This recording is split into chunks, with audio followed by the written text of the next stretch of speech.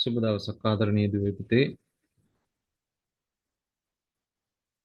මෙම MCQ video එකෙන් ගෙනුම් කරන සමීකරණ ඊට පස්සේ උපයෝගී පොත් ඊට පස්සේ නිෂ්පාදන ගෙනුම් ඒවා සම්බන්ධ MCQ කතා කරන්න බලාපොරොත්තු වෙනවා. ඒක නිසා මේ වීඩියෝ එක හොඳට බැලුවොත් ඔයාට විභාගෙට එන මේ MCQ සම්බන්ධ හොඳ දැනුමක් ලබා ගන්න හැකියාව තියෙනවා. මේකේ තියෙනවා බලන්න පළවෙනි ප්‍රශ්නේ 2009 4 1 දින සමාගමක් ලක්ෂ 8කට උපකරණයක් ණයට අරගෙන තියනවලු. මෙම උපකරණය 2010 3.31 දිනෙන් අවසන් වර්ෂය සඳහා 10% ක්ෂය කරලා තියනවලු. මෙම ගණදෙනු වල බලපෑම් පහත් සඳහන් කුමන ගුණම් කරන සමීකරණයෙන් නිරූපණය කරනවා. එතකොට උපකරණයක් අරගෙන තියනවා ලක්ෂ 8කට ණයට අරගෙන තියෙන්නේ. එතකොට අනිවාර්යයෙන්ම වගකීම් කියන එක වැඩි වෙන්න ඕනේ ලක්ෂ 8ක්. හරි.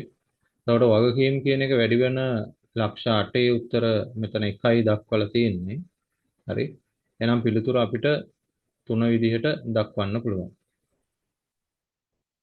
ඊට පස්සේ බලන්න අනිත් ඒ වලින් අපි බලමු.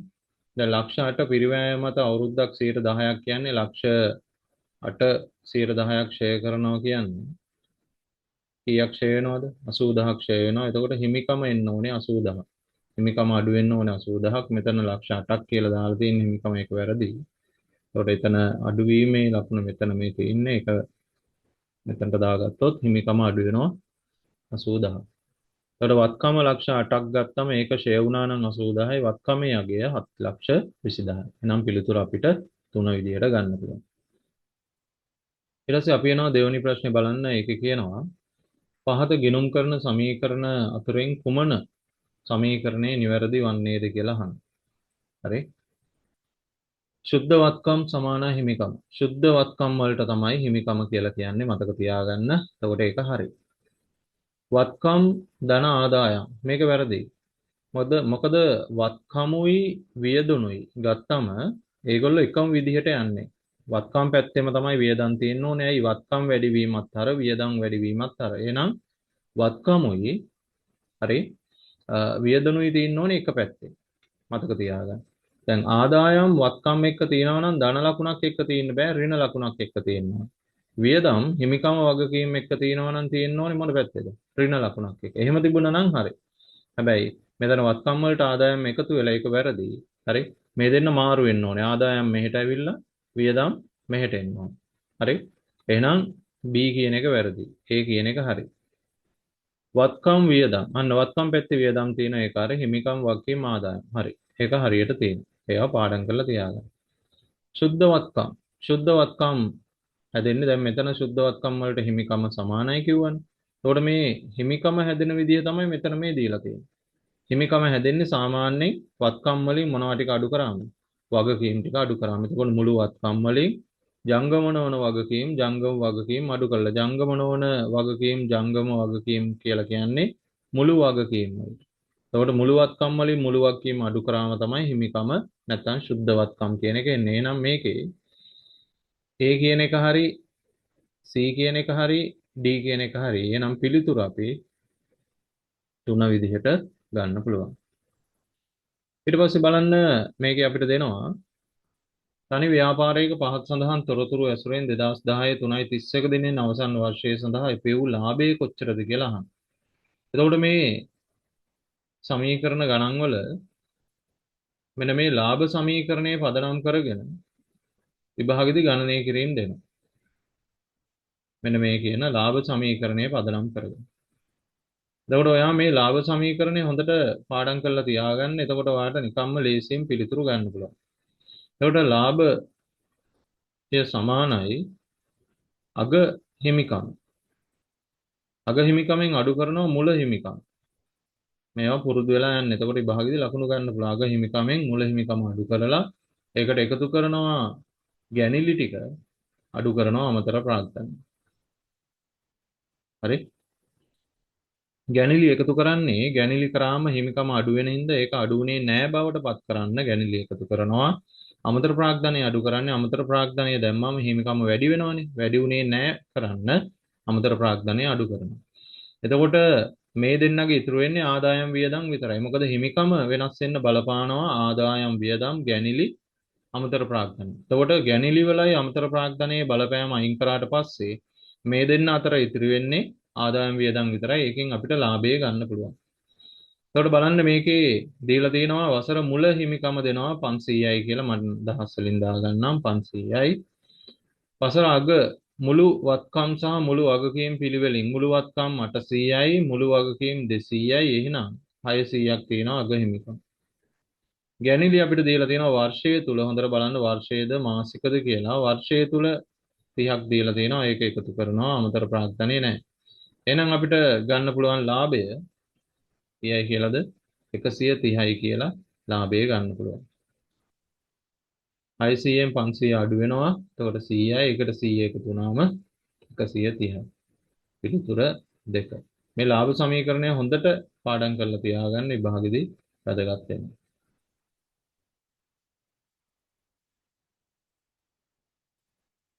ඊට පස්සේ මෙතන අපිට දීලා තියෙනවා බලන්න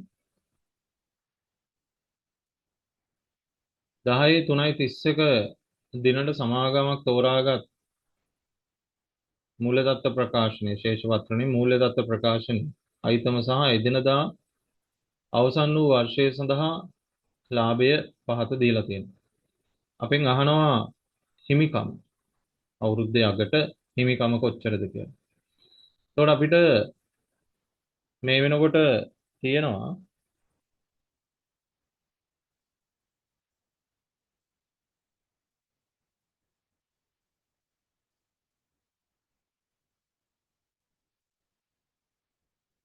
මුළු වත්කම් ටික දීලා තියෙනවා 8200ක් මුළු වගකීම් ටික දීලා තියෙනවා අපිට 4200ක් ප්‍රකාශිත ප්‍රාග්ධනය අපිට දීලා තියෙනවා 3500ක් ඒ වගේම වර්ෂය සඳහා ලාභය අපිට දීලා තියෙනවා කීයක්ද 10 විදිහට දීලා තියෙනවා. එතකොට අපිට හිමිකම තමයි අපෙන් අහන්නේ. හරි. හිමිකම අපිට ගන්න පුළුවන් මේ වත්කම් වලින් වගකීම් ටික අඩු කරාට පස්සේ මුළු වත්කම් වගකීම් දීලා තියෙනවා. වත්කම් 8200න් වගකීම් 4200 අඩු කරාට පස්සේ අපිට හිමිකම ගන්න පුළුවන්. කීයයි කියලාද 4000ක් කියලා එනවා. 2010 මාර්තු 21 දිනෙන් අවසාන වර්ෂය සඳහා ශුද්ධ වත්කම් සඳහා ප්‍රතිලාභය කොපමණද කියලා අහනවා. හරි. එතකොට ශුද්ධ වත්කම් වලට ලැබිච්ච ප්‍රතිලාභය තමයි වර්ෂය සඳහා ලාභය. එහෙනම් අපිට පිළිතුර එක විදිහට ගන්න පුළුවන්.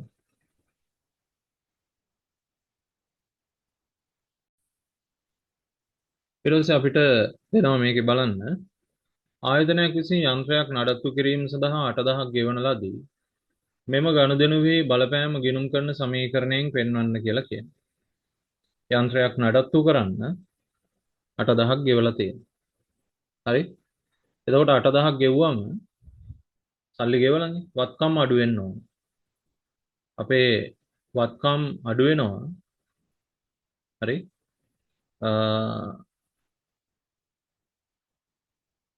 හිමිකම අඩු වෙන්න ඕන. හරි? හිමිකම අඩු වෙන්න ඕන. වත්කම් අඩු වෙනවා. හිමිකම කියන එක අඩු වෙන්න ඕන. බලන්න. 8000කින් වත්කම් අඩුවීම සහ 8000කින් වගකීම් අඩුවීම ලෙසයි. හරිද? ඊට පස්සේ 8000කින් වත්කම් අඩුවීම 8000කින් වගකීම් වැඩිවීම ලෙසයි. ඊට පස්සේ ඔක්කොම වත්කම් අඩුවීම තමයි මෙතන තියෙන්නේ. එතකොට මෙතන දීලා නැහැ අපිට හිමිකම කියන එක සඳහන් වෙලා නැහැ. හරි? එතකොට මේකේ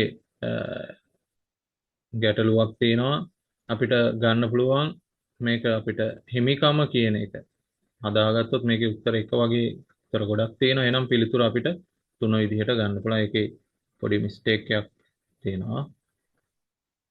ඊට පස්සේ වර්ෂය තුලදී තනි ව්‍යාපාරයක වත්කම් 4000කින්ද වගකීම් 5000කින්ද වැඩි වේ.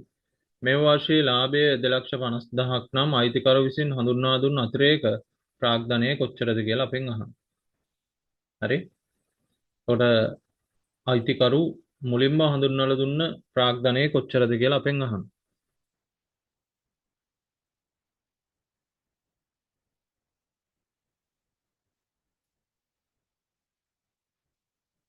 එතකොට අපිට ගන්න පුළුවන් මෙහෙම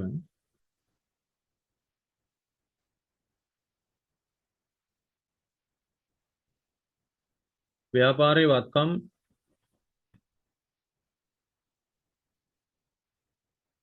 4000කින් හරි වගකීම් 50000කින් වැඩි වෙලා. එතකොට වත්කම් වැඩි වෙලා 400කින් හරි ලංකාවේ ලක්ෂ 4කින් නැත්නම් 400කින් වගකීම් වැඩි වෙලා 50කින්. එතකොට මේ වත්කම් වැඩිවීමෙන් වගකීම් වැඩිවීම අයින් කරාට පස්සේ ශුද්ධ වත්කම් වැඩිවීම වෙනවා 350. ශුද්ධ වත්කම් වැඩිවීම වෙනවා 350. හරි? එතකොට හැබැයි ලාභය වැඩි වෙලා තියෙන්නේ කීයක් විතරද? 2,50,000ක් විතරයි. ලාභය වැඩි වෙලා තියෙන්නේ කීයක් කියලා විතරද? 2,50,000ක් කියලා. එතකොට මේකෙන් 2,50,000 අඩු කරාට පස්සේ අයිතිකරු කීයක් ප්‍රාග්ධනය හඳුන්වලා දීලා තියෙනවද? 100ක් හඳුන්වලා දීලා තියෙනවා අලුතෙන්. අයිතිකරු 100ක් හඳුන්වලා දීලා තියෙනවා. හරි? මොකද ශුද්ධ වත්කම් වල වැඩිවීම ලාභයට සමාන වෙනවා. එතකොට ශුද්ධ වත්කම් වල වැඩිවීම 350යි. හැබැයි ලාභේ වැඩි වෙලා තියෙන්නේ 250යි. ලාභේ වැඩි වෙලා තියෙන්නේ 250යි. එහෙනම් අයිතිකරු හඳුන්වලා දීලා තියලා ගන්න ලක්ෂයක් හැටියට අපිට ගන්න පුළුවන්.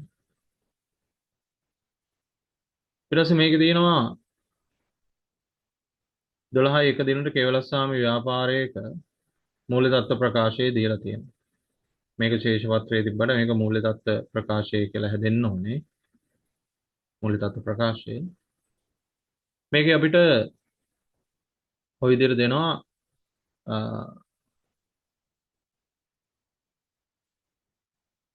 මේක MCQ එකක් නෙවෙයි මේක හදන ප්‍රශ්නයක්. අපි MCQ එකක් බලමු.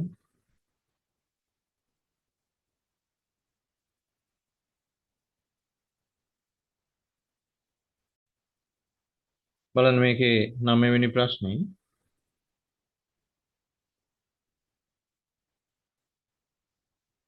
ව්‍යාපාර ආයතනයක් විසින් 10%ක වෙළඳ වට්ටමකට යටත්ව ලකුණු කළ මිල 200ක් වූ භාණ්ඩ ණය පදනම මත මිලදී ගන්නා ලදී. 10%ක වෙළඳ වට්ටමකට යටත්ව ලකුණු කළ මිල 200ක් වූ භාණ්ඩ ණය පදනම මත අරගෙන තියෙන්නේ. එහෙනම් මෙන්න මේ 200න් මේ වෙළඳ වට්ටම අයින් කරන්න ඕනේ අනිවාර්යෙන්. මොකද ලකුණු කළ මිලන 200. එතකොට ඒකෙන් මේ වෙළඳ වට්ටම අයින් කරාට පස්සේ ලක්ෂ අපි 200ට 110 කියන්නේ 20යි. 200න් 20ක් අඩු කරාට පස්සේ ඇත්තටම අපි අරගෙන තියෙන්නේ 180ට. භාණ්ඩ ටික අරගෙන තියෙන්නේ 180ට. හරි. එතකොට අරගෙන තියෙන්නේ ණයට. ණය පදනමට අරගෙන තියෙන්නේ. එතකොට වත්කම් වැඩි වෙනවා 180කින්, වගකීම් වැඩි වෙනවා 180කින්.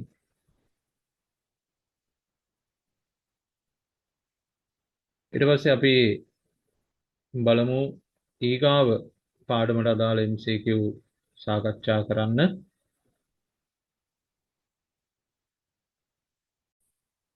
උපයෝගී පොත්වලට අදාළ MCQ තමයි අපි සාකච්ඡා කරන්නේ.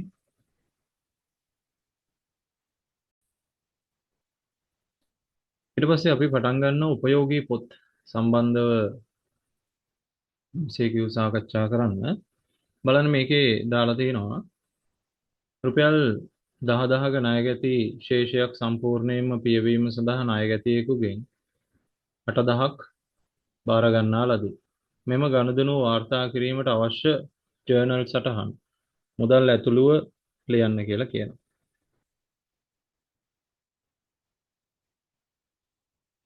එතකොට අපිට ණයගැතියාගෙන් හම්බෙලා තියෙන්නේ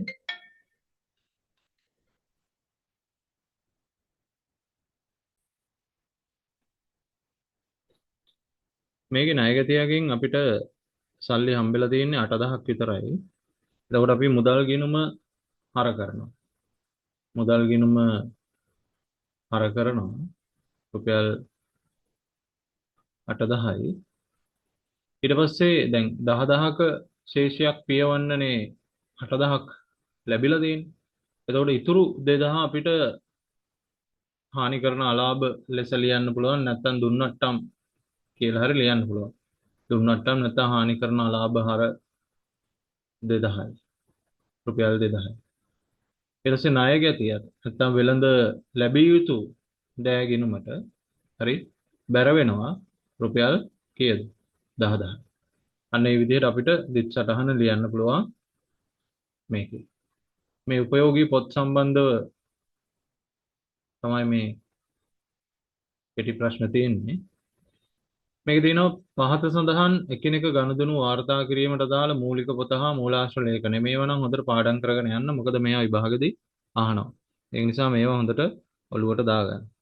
මේක තියෙනවා පළවෙනි ගනුදෙනුවේ කියනවා අයිතිකරු විසින් ප්‍රාග්ධනය ලෙස මුදල් හඳුන්වා දුන්නා.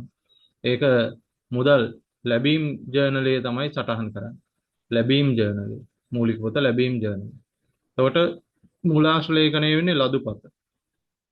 ලැබීම් ජර්නලයේ සල්ලි ලැබෙනකොට ලැබීම් ජර්නලයේ ලදුපත. ණයට මිලදීගත් භාණ්ඩ ආපසු යවලා තියෙනවා. ඒතර ආපසු යවුවම ආපසු යවුම් ජර්නලය. ආපසු යවුම් ජර්නලය. ආපසු යවන්නේ හරපත යටතේ. හරපත යටතේ තමයි ආපසු යවන්නේ. ලිපි ද්‍රව්‍ය ණයට මිලට අරගෙන තියෙනවා. එතකොට වෙළඳ භාණ්ඩ නෙමෙයි ලිපි ද්‍රව්‍ය ණයට අරගෙන තියෙන්නේ. එතකොට ඒව දාන්න වෙන්නේ පොදු ජර්නලේ. පොදු ජර්නලේ. වෙළඳ භාණ්ඩ ගත්තා කිව්වොත් ඔන්න අපිට ගැනුම් ජර්නලේ දාන්න පුළුවන්. ලිපි ද්‍රව්‍ය වගේ දේවල් ණයට ගත්තාම පොදු ජර්නලේ දානවා. එතකොට ඒකට එන්නේ ජර්නල් වවුචර් එක. මූලාශ්‍ර ලේඛනයේ ජර්නල් වවුචර්. එතකොට හානි කරන අලාභ සඳහා වෙන් කිරීම. අඩමාන ණය කියලා නෙමෙයි දැන් කියන්නේ හානි කරන අලාභ සඳහා වෙන් කිරීම. ගත්තම ඒව දාන්නේ පොදු ජර්නලේ. මතක තියාගන්න. පොදු ජර්නලේ දාන්නේ. ඒකටත් මූලාශ්‍ර ලේඛනයේ ජර්නල් වවුචර් එක. ඒවා ඔළුවේ තියාගන්න. ඊට පස්සේ අපි යනවා 11 වෙනි 2011 තුන්වෙනි ප්‍රශ්නේ සාකච්ඡා කරන්න. මේ ප්‍රශ්න මම තෝරගත්තේ මේ වගේ ප්‍රශ්න එන්න පුළුවන් නිසා. ඒක නිසා මේවා හොඳට බලාගෙන යන්න. 2011 වර්ෂය සඳහා මූල්‍ය ප්‍රකාශන පිළියෙල කිරීමේදී පිරිවැය 225ක් වූ සම්පූර්ණයෙන්ම හානි වූ තොගයක් 2010 වර්ෂයේ අවසාන තොගේ ඇතුළත්ව තිබූ බව දැනගන්නට ලැබී ඇත. හරි. 2011 වර්ෂය සඳහා මූල්‍ය ප්‍රකාශන පිළියෙල කිරීමේදී පිරිවැය 225ක් වූ සම්පූර්ණයෙන්ම හානි වූ තොගයක් 2010 වර්ෂයේ අවසාන තොගේ ඇතුළත්ව තිබූ බව ද දැනගන්නට ලැබී ඇත. මෙම අලාභය හානි පූර්ණය සඳහා ලක්ෂ 2ක් ගෙවීමට 2010 වර්ෂයේ රක්ෂකයා එකඟ වෙලා තියෙන රක්ෂණ සමාගමේ හම්බෙලා තියෙනවා. නමුත් හානි වූ තොගය හා රක්ෂණ වන්දි සම්බන්ධයෙන් කිසිදු ගැළපීමක් සිදු කළා නැහැ. එතකොට ඉහත වැරදි නිවැරදි කිරීම සඳහා අවශ්‍ය ජර්නල් සටහන් අපෙන් අහනවා. මොනවද කියලා අහනවා ඒ ජර්නල් සටහන්. හරි. එතකොට ගෙවීමට එකඟ වෙලා තියෙනවලු. ඒකට ජර්නල් සටහන් තමයි අපිට ලියන්න තියෙන්නේ. හරි. එතකොට අපිට දාන්න පුළුවන් ලැබිය යුතු රක්ෂණ වන්දි ගිණුම හර ලක්ෂ 2යි. හරි. ඊට පස්සේ අපිට දැන් 225කින් 200නේ හම්බුනේ. එතකොට 25000ක් පාඩුයිනේ. එතකොට දැන් ලාභත් හදලා ඉවරයි. එතකොට ලාභය හදලා ඉවරින්ද දැන් රඳවාගත් ඉපයුම් වල තමයි ලාභය තියෙන්නේ. එතකොට රඳවාගත් ඉපයුම් වලට හර කරනවා 25. හරි. ලැබිය යුතු රක්ෂණ වන්දි ගිණුම හර 200යි. රඳවාගත් ඉපයුම් හර 25යි. හරි. ඊට පස්සේ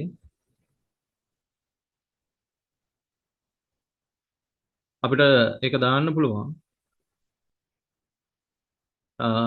එක්කෝ විකුණුම් පිරිවැය ගිණුමට බැර කරන්න පුළුවන්, නැත්නම් ගැනුම් ගිණුමට බැර කරන්න පුළුවන්, නැත්නම් තොග ගිණුමට බැර කරන්න පුළුවන්, නැත්නම් වෙළඳ ගිණුමට බැර කරන්න පුළුවන්. ඒ ඕනම හේකට බැර කරන්න පුළුවන්. හරි.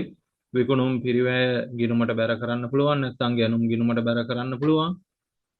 225ක් කියලා දාන්න පුළුවන්. ඒ විදිහට අපිට දිත් සටහන් ලියන්න පුළුවන්. මේ දිත් සටහන් බලාගෙන යන්න විභාගෙදී එන්න පුළුවන් මේ ආශ්‍රිත දිත් සටහන්.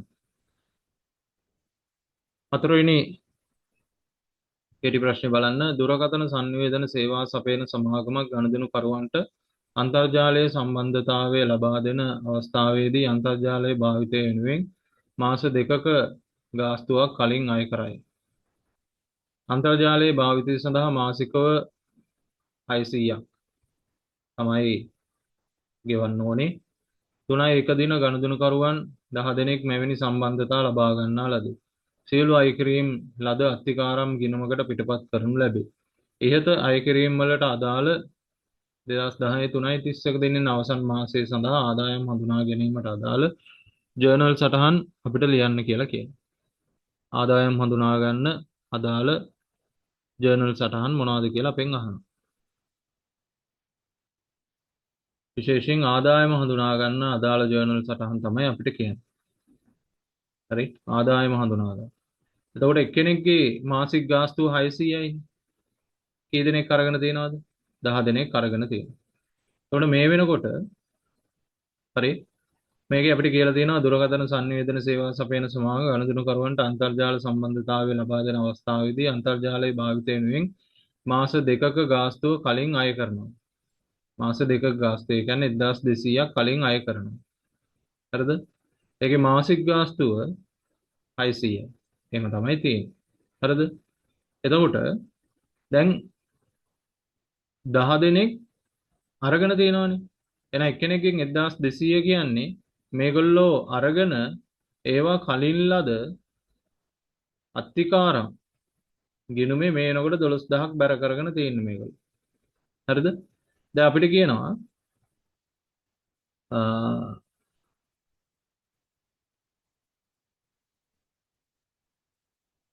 මේක 2010 කියලා එන්න ඕනේ.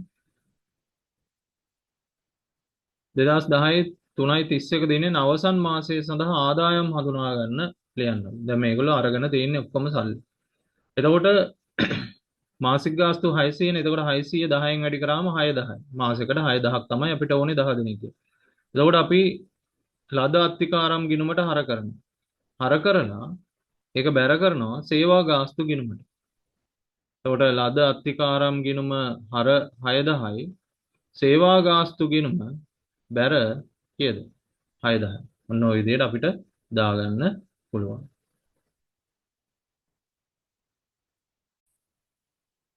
ඊට පස්සේ බලන්න මේකේ MCQ ප්‍රශ්නයක් තියෙනවා. මේකේ මොකද්ද කියන්නේ බලන්න. පහත දැක්වෙන කුමන ගණදෙනුව ආයතනයක ගැනුම් ජර්නලයේ සටහන් කරනවාද කියලා අහනවා. ගැනුම් ජර්නලයේ දාන්න නම් අනිවාර්යයෙන්ම ණයට ගන්න ඕනේ. ණයට ගන්න හැම දෙයක්ම ගැනුම් ජර්නලයේ දාන්නේ නැහැ. වෙළඳ භාණ්ඩ ණයට ගැනුම් තමයි ගැනුම් ජර්නලයේ සටහන් කරන්නේ. එතකොට බලන්න. ණයට මිලදී ගන්නා ලද සියලු වත්කම් වැරදි. එහෙම දාන්නේ නැහැ. විකිණීමේ පරමාර්ථයෙන් කරන ලද සියලුම ගැනුම්. සියලුම ගැනුම් කිව්වම මුදලට ගැනුනොත් ඇතුළත් වෙනවා. ඒක එන්නේ නැහැ. විකිණීමේ පරමාර්ථයෙන් කරන ලද සියලුම ණයට ගැනුම්. එහෙනම් පිළිතුරු අපිට තුන විදිහට ගන්න පුළුවන්. වෙළඳ භාණ්ඩ කියන්නේ විකිණීමේ පරමාර්ථයෙන් ගන්න දේවල් වලට තමයි වෙළඳ භාණ්ඩ කියලා කියන්නේ. ඊට පස්සේ 7 වෙනි ප්‍රශ්නය බලන්න. ව්‍යාපාරයක් 500ක් වටිනා භාණ්ඩ ණයට විකුණනවා. 500ක් වටිනා භාණ්ඩ ණයට විකුණනවා. පිරිවිතරවලට එකඟ නොවන්නේ යයි දක්වා ගනුදෙනුකරුවෝ මෙයින් 50000ක් වටිනා භාණ්ඩ ආපසු හරවලා එවලා. පසුව ගනුදෙනුකරුවෝ මුදල් ගෙවා ඉතිරි ශේෂය පියවලා තියෙනවා. මෙම ගනුදෙනු සටහන් කිරීමට භාවිතා කරන මූලාශ්‍ර ලෙවිල්. 500ක් වටිනා භාණ්ඩ ණයට විකුණලා එහෙනම් විකුණුම් ජර්නලය තමයි පාවිච්චි කරන්නේ. එතකොට විකුණුම් ඉන්වොයිසිය තමයි එතන තියෙන්නේ. එතකොට විකුණුම් ඉන්වොයිසිය හැම එකෙම තියෙන ඉන්වොයිසිය කියන්නේ. ඊපස්සේ භාණ්ඩ ආපසු හරවා එවලා අපිට හරවා එවන්නේ බැරපත යටතේ. අපිට ආපසු හරවා එවන්නේ බැරපත යටතේ. එතකොට බලන්න මේක නෑ මේක හරි මේක නෑ මේක හරි. එතකොට උත්තර 3ක් අයින් කරා උත්තර 2යි තියෙන්නේ. ඊට පස්සේ පසුව ගනුදෙනු කරුවෝ මුදල් ගෙවා. ඒ කියන්නේ සල්ලි අපිට ගෙවලා. සල්ලි ගෙව්වම හරිද? ලදුපත තමයි අ, ඇතුළත් වෙන්නේ සල්ලි ලැබෙනවනේ. සල්ලි ලැබෙන්නේ ලදුපතයට. එහෙනම් උත්තරේ 5 විදිහට අපිට ගන්න පුළුවන්. ඊට බලන්න මේ ප්‍රශ්නේ 2012 4 1 දින අමල් ඔහුගේ පෞද්ගලික ඉතුරුම් 500ක් සහ ඔහුගේ 2000 වටිනා මෝටර රථය යොදවමින් ව්‍යාපාරයක් ආරම්භ කරන ලදී. පළමු මෙහෙයුම් මාසය තුලදී ව්‍යාපාරයේ 300ක භාණ්ඩ ණයට මිලදී ගත් අතර එයින් 50ක් වටිනා භාණ්ඩ දෝෂයිත වීම නිසා අපසු යවලා. මෙම ගනුදෙනු සටහන් කිරීම සඳහා භාවිතා කරන ලබන මූලාශ්‍ර ලේවිලි අනුපිළිවෙලින් අහනවා. එතකොට මුලින්ම මේ අයිතිකරුවා ව්‍යාපාරයට සල්ලි දාලා තියෙනවා. මෝටර රථය දාලා තියෙනවා. එතකොට ඒවා දාන්නේ පොදු ජර්නලයේ තමයි සටහන් කරන්නේ. පොදු ජර්නලයේ ලියන්නේ ජර්නල් වවුචරේ පාවිච්චි කරලා. එතකොට උත්තර දෙකක් තමයි එතන තියෙන්නේ. ඊට පස්සේ පළමු මෙහෙයුම් මාසයේදී මේගොල්ලෝ භාණ්ඩ ණයට අරගෙන තියෙනවා. හරි? ගැනුම් ඉන්වොයිසිය තමයි පාවිච්චි කරන්නේ. ගැනුම් ජර්නලයේ සටහන් කරන්න වෙන්නේ ණයටනේ අරන් තියෙන්නේ. එතකොට ගැනුම් ඉන්වොයිසිය. එතකොට ඉන්වොයිසිය කියලා උත්තර දෙකක් තියෙනවා. ඊපස්සේ භාණ්ඩ ආපසු යවලා. එතකොට ආපසු යවන්නේ මතක තියාගන්න හරපත යටතේ තමයි ආපසු යවන්නේ. එහෙනම් උත්තරේ එක විදිහට අපිට ගන්න පුළුවන් මෙතනදී. ඊට පස්සේ අපි එනවා 9 වෙනි ප්‍රශ්නේ බලන්න. මුදලට ලකුණු කළ මිල 10යි වෙළඳ වට්ටම 10%යි. එතකොට එතන එන්නේ 900යි ඒ භාණ්ඩවල වටිනාකමයි 10%ක් අයින් වෙනවනේ. එතකොට ණයට 4000ක් අරන් තියෙනවා වෙළඳ වට්ටම 5%ක් අඩු වුණාට පස්සේ තන 3800යි 200යි වෙළඳ වට්ටම වෙන්නේ. හරි? විකුණුම් දින සිට දින 15ක් තුල ගෙවිය යුතු මුදල පියවූ විට ණයගැතියන් 5%ක මුදල් වට්ටමක් දෙනවලු. ව්‍යාපාර වාර්තාවලට අනුව ණයගැති ශේෂ වලින් 50% මෙම වට්ටම් භාවිත කරමින් පියවලා තියෙනවා. හරිද? එතකොට දුන්නු වට්ටම කොච්චරද කියලා අපෙන් අහනවා. එතකොට ණයට අදාළ දේවල් වල විතරයි. හරි?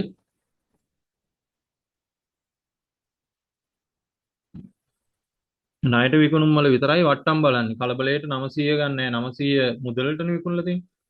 ඒක සල්ලි හම්බෙලා තියෙන්නේ. එතකොට ණයට විකුණුම් වලින් 50%ක් ගෙවලාද. එතකොට මේකෙන් 50%ක් කියන්නේ මේකෙන් භාගයයි. 50%. මේක දෙකෙන් බෙදලා ගන්නත් පුළුවන්. එතකොට 3800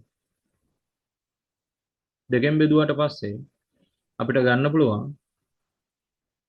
1900ක් කියලා. 1900ක් ගෙවලා තියෙනවා. 3800 භාගය 1900. ඒකෙන් 5%ක් බලන්න ඕනේ. ඒකෙන් 5%. ඒකෙන් 5%ක් බැලුවට පස්සේ අපිට 95ක් ගන්න පුළුවන්. වට්ටම 95000. දුන්න වට්ටම 95000. එතකොට 95000 උත්තර දෙකක් තියෙනවා. හරි? 95000 උත්තර දෙකක් තියෙනවා. ඊට පස්සේ දුන්න වට්ටම් ගිණුම හර ණයගැති පාලන ගිණුම බැර. හරි? මුදල් ගිණුමට බැර වෙන්නේ නැහැ නේ දුන්න වට්ටම්. එහෙනම් ඒක වැරදි. ණයගැති පාලන ගිණුමට බැර වෙනවා. එහෙනම් පිළිතුර අපිට දෙක විදිහට ගන්න පුළුවන්.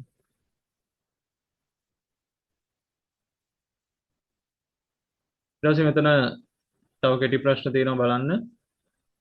පහත එක් එක් ගනුදෙනුව වාර්තා කිරීමට අවශ්‍ය මූලාශ්‍ර ලියවිල්ල සහ අදාළ මූලික සටහන් පොත් සඳහන් කරන්න කියලා කියනවා. මේකේ තොග ණයට විකිණීම. තොග ණයට විකුණුවම විකුණුම් ඉන්වොයිස්. විකුණුම් ඉන්වොයිස්.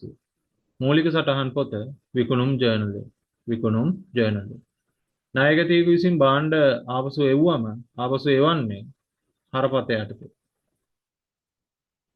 ආපසු එවන්නේ බැරපත යටතේ. බැරපත. ආපසු එවුම්නේ. ආපසු එවන්නේ බැරපත යටතේ. එතකොට ආපසු එවුම් ජර්නල්. ආපසු එවුම් ජර්නල්. ණයගැතියන්ගේ මුදල් ලැබුණාම ලදුපත. සල්ලි ලැබෙනකොට ලදුපත. ණයගැතියන්ගේ විතරක් නෙමෙයි ඕන විදිහට සල්ලි ලැබෙනකොට ලදුපත. එතකොට මුදල් ලැබීම් ජර්නලය. මුදල් ලැබීම් ජර්නලය. එතකොට හානි කරන අලාභ කපා හැරීම් තියෙනවා. එතකොට ජර්නල් වවුචරය පොදු ජර්නලය. ඒව දාන්නේ පොදු ජර්නලය තුල ඒකට පාවිච්චි කරන්නේ ජර්නල් වවුචරය. ඒව හොඳට ඔළුවේ තියාගන්න විභාගෙදී අහන්න පුළුවන්. මාසයක ආරම්භයේදී ව්‍යාපාරයේ සුළු මුදල් භාරකරුට සුළු මුදල් අග්‍රමී ලෙස 10,000 ලබා දී ඇත. මාසයේ අවසානයේදී ඔහු 8,000ක් ප්‍රතිපූර්ණය කරන ලෙස ඉල්ලා සිටින ලදී. පහත දෑ සඳහන් කරන්න කියලා කියනවා. හරි. සුළු මුදල් භාරකරුට 10,000ක් දීලා නම් මාස අවසානයේදී 8,000ක් ප්‍රතිපූර්ණය කරන්න කියලා නැවත 8,000ක් දෙන්න කියලා තියෙනවා. කියන්නේ යාගාව මේ වෙනකොට 2,000ක් ඉතුරුයි. 2,000ක් ඉතුරු හින්දා තව 8,000ක් ඉල්ලනවා 10,000 කරගන්න. මාසයේ සුළු මුදල් වියදම තමයි 8,000යි. එතකොට වියදම් කරපු ගාණ තමයි යා නැවත ඉල්ලන්නේ.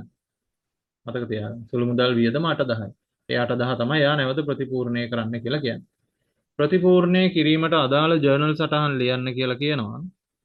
ඒකෙදි වෙන්නේ සුළු මුදල් පාලන ගිණුම හර වෙනවා. සුළු මුදල් පාලන ගිණුම හර වෙනවා. හරි. මුදල් පාලන ගිණුම බැර වෙනවා. 8,000. හරි නේද? හරි. එතකොට අපි යමු ඊගාව පාඩමට අදාළ MCQ කතා කරන්න. අපි දැන් සමීකරණ කතා කරා, උපයෝගී පොත් කතා කරා. ඊට පස්සේ අපි යමු ඊගාව කොටස බැංකු සැසඳුම් සම්බන්ධව MCQ කතා කරන්න. බලන්න මේකේ දාලා තියෙනවා බැංකු සැසඳුම් වලට අදාළව MCQ. ඒකේ ප්‍රශ්නේ කියවන්න. මේකේ කියනවා ආයතනයක පහත දී ඇති තොරතුරු මත 2010 3:31 දිනට ශේෂපත්‍රයේ කියලා තියෙන්නේ මේක මූල්‍ය තත්ත්ව ප්‍රකාශනය කියලා එන්න ඕනේ. මූල්‍ය තත්ත්ව ප්‍රකාශනයේ පෙන්눔 කළ යුතු මුදල් ශේෂ කොපමණද කියලා අහන්න.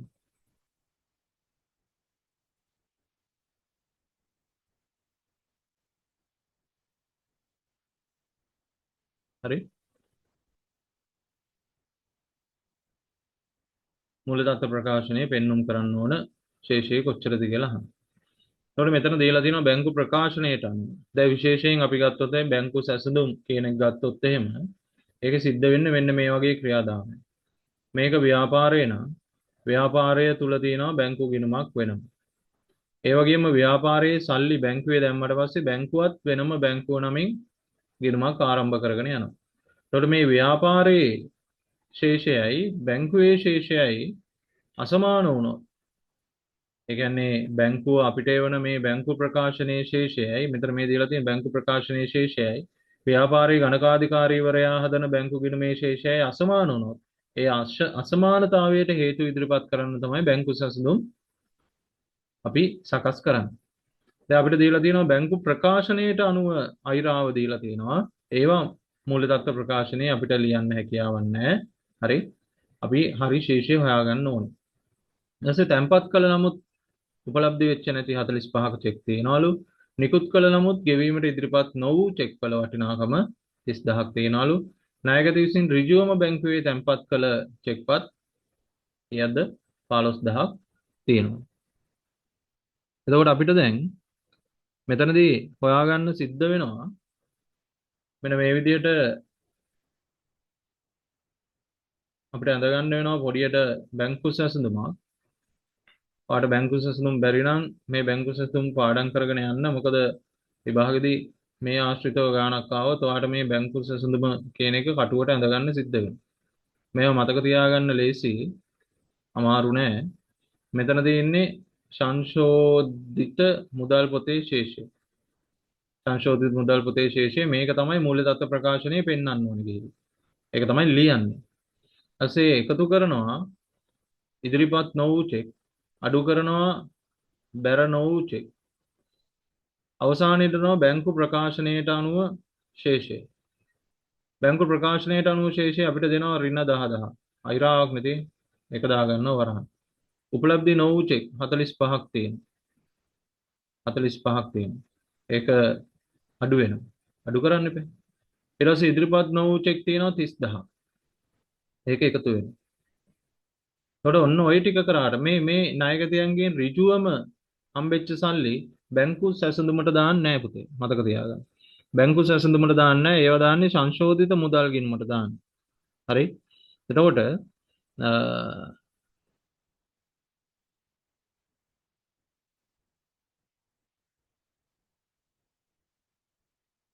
දැන් මේක අපි සුළු කරලා ගත්තොත් මෙතන අපිට ශේෂය ගන්න පුළුවන්. එතකොට මේ 10 ඇවිල්ලා තින්නේ මේ 45000 අඩු වුණාට පස්සේ හරි. එතකොට මෙතන තියෙන ශේෂය අපිට කියන්න පුළුවන් කීයක් තියෙන්නේ නැතිද? 35000ක් තියෙන්නේ නැති. 35000න් ඒ කියන්නේ 35000න් 45000 ගියාට පස්සේ තමයි ඍණ 10000ක් ඇවිල්ලා තියෙන්නේ. 35000 ධනාගෙන් ඍණ 45000 ගියාට පස්සේ තමයි ධන 10000ක් ඇවිල්ලා තියෙන්නේ. හරි? ඊට පස්සේ මේ 30000 මෙතන තිබ්බ ශේෂයට එකතු වෙලා තමයි 35000 ඇවිල්ලා තියෙන්නේ. එහෙනම් මෙතන ආගේ කීයද? 5000. එහෙනම් මූල්‍ය දත්ත ප්‍රකාශනයේ දක්වන්න ඕන ශේෂය කීයයි කියලා අපිට දක්වන්න පුළුවන්ද? 5000යි කියලා දක්වන්න පුළුවන්. සංශෝධිත මුදල් පොතේ ශේෂය 5000යි කියලා දක්වන්න පුළුවන්. එතකොට කවුරු හරි හයි ණයගැතියන් විසින් ඍජුවම ඒක ඒව දාන්නේ බැංකු සැසඳුමට. බැංකු සැසඳුමට දාන්නේ මේ දෙන්න විතරයි. එතකොට මේ දෙන්නගෙන් අපිට හොයාගන්න පුළුවන් මූල්‍ය දත්ත ප්‍රකාශනයට යන ශේෂය. ඊට පස්සේ මේකේ දෙවෙනි ප්‍රශ්නේ තියෙනවා බලන්න. ගෙනුම් වර්ෂයේ අවසානයේදී මුදල් පොතේ ශේෂය බැංකු ප්‍රකාශනයේ ශේෂය සමග සමාන වේ නම් බැංකු සැසඳුම් ප්‍රකාශයක් පිළියෙල කිරීමට අවශ්‍යද යන්න හේතු සමග සසඳන්න කියලා කියනවා. හරි? එතකොට මේකේ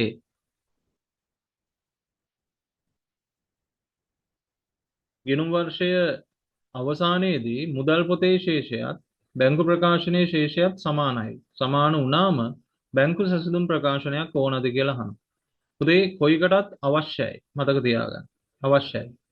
අවශ්‍ය වෙන්නේ මුදල් පාලන කටයුතු වලට. මුදල් පාලන කටයුතු වලට. නිකන් අපි හිතමු අහම්බෙන් සමාන වුණා කියලා. එතකොට නිකන් හරි ඉදිරිපත් නොවූ චෙක්, තැන්පත් නොවූ චෙක් එහෙම මොන හරි තියෙනවා නම් ඒව අපිට හඳුනා ගන්න පුළුවන්. කොයිකටත් බැංකු සැසඳුමක් පිළියෙල කරන එක තමයි වඩාත්ම හොඳ. මතක තියාගන්න. ඕගොල්ලන්ගෙන් මේ වගේ ප්‍රශ්නයක් ඇහුවොත් අවශ්‍යයි මුදල් පාලන කටයුතු වලට. බලන්න ඊට පස්සේ කියනවා ආයතනයක් විසින් සියලුම මුදල් ලැබීම් දිනපතා බැංකුගත කරන අතර සියලුම ගෙවීම් චෙක්පත් මගින් සිදු කරනවලු. මාසකට අදාළ තොරතුරු පහත දීලා තියෙනවා. අපෙන් අහනවා බැංකු ප්‍රකාශනයට අනුව මාසයේ අවසාන ශේෂය කොපමණද කියලා අහනවා. බැංකු ප්‍රකාශනයේ ශේෂය කොච්චරද කියලා තමයි අපෙන් අහන්නේ. එතකොට බැංකු ප්‍රකාශනයේ ශේෂය බලන්න මේකේ දීලා තියෙන තොරතුරු. මාසයේ ආරම්භක බැංකු ප්‍රකාශනයට හා මුදල් පොතට අනුව ශේෂය 10,10යි 25,000යි. මාසයේ ආරම්භයේ මුදල් ලැබීම් ජර්නලයේ එකතුව 150යිලු මුදල් ගෙවීම් ජර්නලය 90,000යිලු ණයගැතියන්ගේ මුදල් එකතු කිරීමේදී ලබා දුන් වට්ටම 5,000යිලු මාසයේ අවසානයේදී මුදල් පොතේ ශේෂය හා බැංකු ප්‍රකාශනයේ ශේෂ අතර වෙනසට එකම හේතුව බැංකු ප්‍රකාශනයේ දක්වා ඇති 10,000ක මොන ගාස්තුද බැංකු ගාස්තු පමණයි කියලා කියනවා.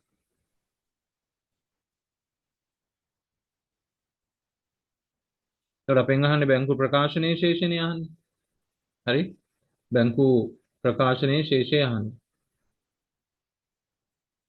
එතකොට අපිට පුළුවන් මෙන්න මේ විදිහට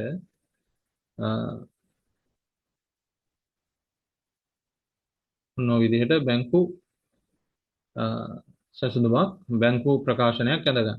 එතකොට බැංකු ප්‍රකාශනයට අනුව ශේෂය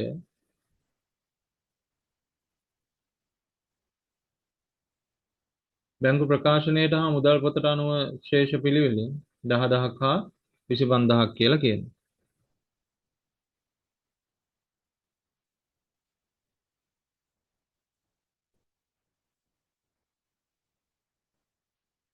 එතකොට මේකේ බැංකු ප්‍රකාශනයට අනුව ශේෂය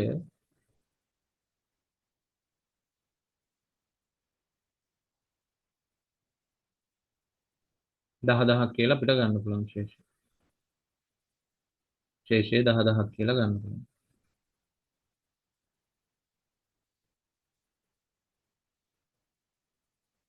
හරි. මුදල් ලැබෙන ඒවා එහෙමම තැන්පත් කරනවලුනේ. එතකොට මම මෙතන ලියන්න ඒක එකතු වෙනවා කෙලින්ම. මෙයාට එකතු වෙන්න ඕනේ. එතකොට 160යි. 160යි. ඊට පස්සේ චෙක්පත් මගින් ගෙවන්නේ. එතකොට මේ 90000 අඩු වෙන්න ඕනේ. එතකොට එනවා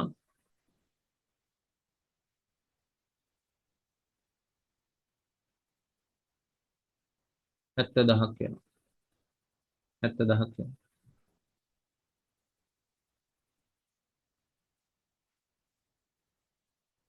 ඒ වගේම තමයි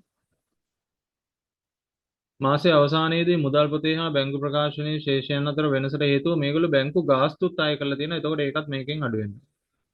ඒකත් මේකෙන් අඩු වුණාට පස්සේ අපිට එනවා බැංකු ප්‍රකාශනයට අනුව ශේෂය කීයයි කියලාද? 60000. පිළිතුර අපිට දෙක විදිහට ගන්න පුළුවන්.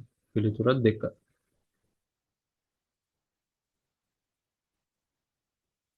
60000ක් වෙනවා. එතකොට 60000 අපිට ගන්න පුළුවන් පිළිතුර දෙක විදිහට.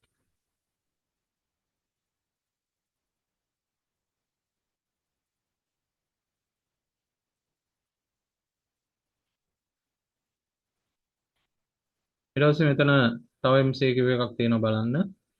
ආයතනයේ එහි සියලුම මුදල් ගනුදෙනු බැංකු ගිණුමක් ආශ්‍රයෙන් පවත්වාගෙන යයි. 2012 1.30 දින මාසික බැංකු ප්‍රකාශනයෙහි 270ක බැර ශේෂයල්ලු තියෙන්නේ. අන්න බැංකු ප්‍රකාශනයේ 270ක බැර ශේෂයක් තියෙනවා කියන්නේ අපේ සල්ලි බැංකුවේ තියෙනවා කියන්නේ. බැංකුවට වගකීමක් හින්දා තමයි බැංකුවේ එක බැර ශේෂයක් හැටියට දාගන්නේ. පෙන්눔 කරන ලදී. මේ දිනට බැංකුවේ තැන්පත් කළ නමුත් උපලබ්ධ නොවූ චෙක්පත් සහ නිකුත් කළ නමුත් ගෙවීමට ඉදිරිපත් නොකළ චෙක් පිළිවෙලින් අපිට දීලා තියෙනවා 85යි 45යි කියලා කියනවා. ආයතනයේ පොත්වල බැංකු ශේෂය කොච්චරද කියලා අහන අපි අර කලින් ඇන්දා වගේම මතක තියාගන්න බැංකු සැසඳුමක් අඳින්න පුළුවන්. සංශෝධිත මුදල් පොතේ ශේෂය එකතු කරනවා ඉදිරිපත් නොවූ චෙක් අඩු කරනවා බැර නොවූ චෙක් බැංකු ප්‍රකාශනයට අනුව ශේෂය. බැංකු ප්‍රකාශනයට අනුව ශේෂය 270යි. එතකොට තැන්පත් කළමුත් බැර නොවූ චෙක්පත් තියෙනවා 85ක්. 85ක් අඩු වෙනවා. එතකොට නිකුත් කළම ඉදිරිපත් නොවූ ඒවා 45ක් එකතු වෙනවා. එතකොට යට ඉඳලා උඩට යන්න තියෙන්නේ 270ට 85 එකතු වෙලා 45 අඩු වෙන්න ඕනේ. හරි. එතකොට 85 එකතු වෙලා 45 අඩු වුණාට පස්සේ අපිට ගන්න පුළුවන් 275ට 70ට 85 එකතු කරන්න. යට ඉඳලා උඩට යනකොට අඩු කරන ඒවා එකතු කරනවා. එකතු කරන ඒවා අඩු වෙනවා. එතකොට 5යි මෙතන 15යි 355යි 45ක් අඩු වුණාට පස්සේ 310ක්. පිළිතුර අපිට හතර විදිහට ගන්න පුළුවන්. එතකොට මතක තියාගන්න මේ සිස්ටම් මතක තියාගෙන යන්න. එතකොට ඔයාලට විභාගෙදී නිකම්ම පහසුවෙන් ලකුණු ගන්න පුළුවන්. බලන්න ඊට පස්සේ මෙතන අපිට දීලා තියෙනවා අපෙන් අහනවා බැංකු ගිණුමේ සංශෝධිත ශේෂය කොච්චරද කියලා අහනවා. දීලා තියෙන තොරතුරු බලන්න පෙබරවාරි මාසය තුල තැන්පත් කළ චෙක්පත් හා නිකුත් කළ චෙක්පත් වල විස්තර දීලා තියෙනවා. තැන්පත් කළ චෙක්පත් මාර්තු වල 10යි පෙබරවාරි වල 900යි චෙක්පත් නිකුත් කරපුවා 750යි එහෙම තමයි තියෙන්නේ. එතකොට අපෙන් අහන්නේ 2.28 දෙන්නට බැංකු ගිණුමේ සංශෝධිත ශේෂය කොච්චරද කියලා තමයි අපෙන් අහන්නේ. හරි. බැංකු ගිණුමේ සංශෝධිත ශේෂය. එතකොට බැංකු ප්‍රකාශනයට අනුව ශේෂය තියෙනවා 245. අර වගේම අපි අඳගත්තොත් බැංකු සැසඳුමක් පල්ලෙහායින් දාගන්නවා බැංකු ප්‍රකාශනයට අනුව ශේෂය 245යි කියලා දාගන්න. හරිද? ඊපස්සේ බලන්න ඕනේ මේගොල්ලෝ 900ක් තැන්පත් කරලා තියෙනවා. උපලබ්ධ වීම 900මයි. ප්‍රශ්නයක් නැහැ. මේගොල්ලෝ චෙක් නිකුත් කරලා තියෙනවා 600ක්. හරි? ගෙවීම් සඳහා ඉදිරිපත් කරලා තියෙන්නේ චෙක් කීයද විතරද? 500ක් විතර. එහෙනම් මෙතන එන්නේ ඉදිරිපත් නොවූ චෙක් නේ ඉදිරිපත් නොවූ චෙක් 100යි. එතකොට බැර නොවූ චෙක් වලගේ බිඳුවයි. ඇයි? 900ක් තැන්පත් කළා 900 මොනවා වෙලාද? තැන්පත් වෙලා තියෙන්නේ. හරිද? හැබැයි නිකුත් කරලා තියෙනවා 600ක්. මෙතනට ඉදිරිපත් වෙලා තියෙන්නේ 500ක් විතරයි. එහෙනම් ඉදිරිපත් නොවූ චෙක් වල 100යි. එතකොට යට ඉඳලා උඩට යනකොට මේ එකතු කරන එක අඩු වෙනවා. එතකොට 145 හැටියට අපිට ගන්න පුළුවන්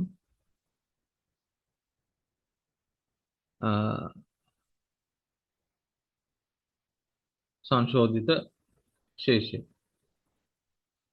145. උත්තරේ 1. බලන්න දැන් MCQ 3ක් විතර කරා එකම විදිහට අහලා තියෙන. ඒකින්ද අර බැංකු සැසඳුම ඔළුවේ තියාගන්න. උත්තරේ ගන්න ලේසි. ඊට පස්සේ අපි එන්නේ පෙබරවාරි 28 නේ දැන් 3.31 දිනට බැංකු ප්‍රකාශනයේ ශේෂය කොච්චරද කියලා අපෙන් අහන්න. මෙතන ශේෂය අපෙන් අහන්න. හරි? දැන් ඒකටත් අපිට පුළුවන් ඇඳගන්න මේ විදිහට. සංශෝධිත ශේෂය එතකොට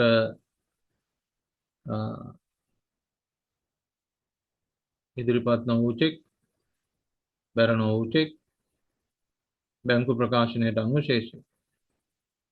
එතකොට බලන්න මෙතන බැංකුවේ තැන්පත් කරලා තියෙනවා මේ මාර්තු වල 1000ක් තැන්පත් කරලා තියෙන්නේ 750. එහෙනම් 250ක් තාම මොනවා වෙලා නැද්ද? උපලබ්ධ වෙලා නැහැ. ගෙවීම් සඳහා ඉදිරිපත් කළ චෙක්පත් 750ක් නිකුත් කරලා තියෙනවා. ගිය අවුරුද්දේ 100ක් තිබුණා. නිකුත් කළා නැති ඒවා. එතකොට මේ අවුරුද්දේ 750න් 600යි තාම ඇවිල්ලා තියෙන්නේ. ගිය අවුරුද්දේ 100ක් තිබුණා. හරි? එතකොට එතන තියෙනවා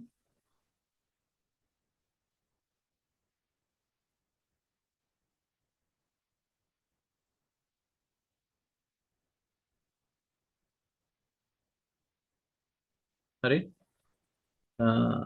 750යි 600යි අතර එතන තියෙනවා 150ක් ගිය අවුරුද්දේ 100යි එතකොට ඔක්කොම ඉදිරිපත් නොවූ ඒවා තියෙනවා 250 ඉදිරිපත් නොවූ ඒවා තියෙනවා ඔක්කොම 250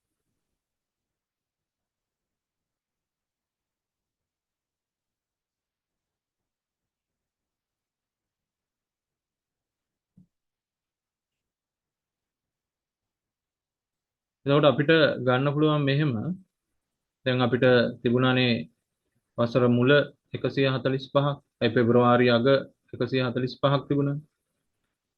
ඒකෙන් මෙන්න මේ අවුරුද්දේ බැංකු ගාස්තු 10 අඩු වෙනවා. හරි? ඊට පස්සේ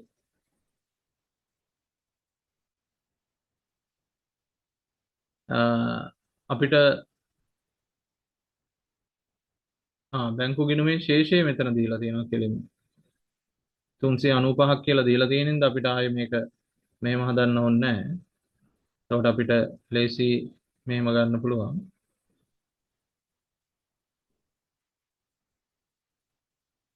මෙතන තියෙනවා 395ක් 395න් අඩු කරනවා බැංකු ගාස්තු. ඇයි ඒව ගලපන්න පෙරනේ. එතකොට 385ක් තියෙනවා. 385ක් තියෙනවා. හරි? එතකොට සංශෝධිත ශේෂය 385 අපිට මෙතනට දාගන්න පුළුවන්. සංශෝධිත මුදල් පොතේ ශේෂය 385යි. එතකොට මේ ටික සුළු කරලා ගත්තට පස්සේ මෙයාට මෙයා කැපෙනවනේ. එහෙනම් මෙතන ශේෂයත් කීයද? 385ක් කියලා අපිට ගන්න පුළුවන්. එතකොට බැංකු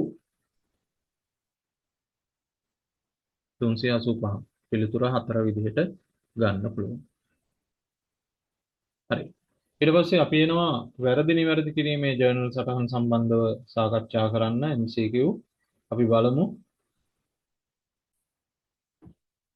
ඊට පස්සේ අපි එනවා වැරදි නිවැරදි කිරීමේ ජර්නල් සටහන් සම්බන්ධව කතා කරන්න. බලන්න මේක කියනවා 21000ක් වූ විකුණුම් ඉන්වොයිසියක් ජර්නලයේ 12000 ලෙස වාර්තා කොට පොදු ලෙජරයට පිටපත් කළා. 21000ක විකුණුම් ඉන්වොයිසියක් අදාළ ජර්නලයේ විකුණුම් ජර්නලයේ ලියලා තියෙන්නේ 12000ක් ලෙස. හරි. එතකොට ලියන්න ඕන එක ලියලා තියෙන්නේ අඩුවෙන්. කීයක් අඩුවෙන්ද 9000ක් අඩුවෙන් ලියලා තියෙනවා. 21000ක එකක් 12000කට ලියලා කියන්නේ 9000ක් අඩුවෙන්. එතකොට විකුණුම් වල දිත් සටහන අපේ ඔළුවේ තියෙනවා. විකුණුම් වල දිත් සටහන තමයි වෙළඳ ලැබිය යුතු පාලන ගිණුම හර වෙළඳ ලැබිය යුතු පාලන ගිණුම හර 9000යි. විකුණුම් ගිණුම බැර 9000යි. ඇයි පොදු ලෙජරයට අත අරගෙන ගිහිල්ලානේ. එතකොට ගිණුම් දෙකේම වරද්දලා ලියලා තියෙන්නේ 9000. එතකොට වෙළඳ ලැබිය යුතු පාලන ගිණුම හර 9000යි. විකුණුම් ගිණුම බැර 9000යි.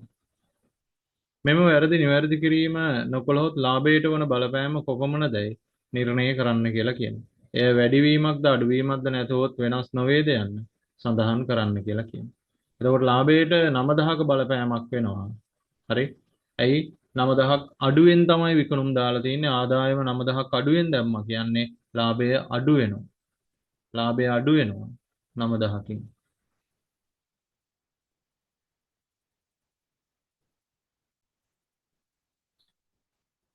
ඊට පස්සේ අපි බලනවා පස්වෙනි ප්‍රශ්නේ. බලන්න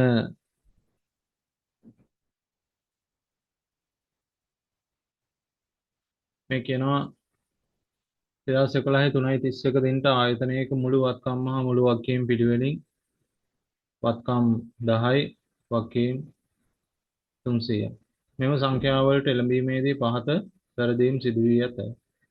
අප්‍රේල් මාසයේදී භාණ්ඩ විකිණීම සඳහා ගනුදෙනු කරුවෙකුගෙන් ලබාගත් 20ක් අත්තිකාරම කයභාරය ලෙස හඳුනාගෙන තියනවලු. එන අපේ ආදායමක් ලෙස හඳුනාගෙන තියනවලු. මාර්තු මාසය සඳහා 5000ක විදුලි බිල වාර්තාවලින් මගහැරිලා. රුපියල් 10000ක විකුණුම් ඉන්වොයිසියක් විකුණුම් ජර්නලයේ දෙවතාවක් සටහන් කරලා. ඉහත වැරදි නිවැරදි කිරීමෙන් පසු මුළු වත්කම් මහා මුළු වගකීම් පිළිවෙලින් කොපමණද කියලා අහන්න.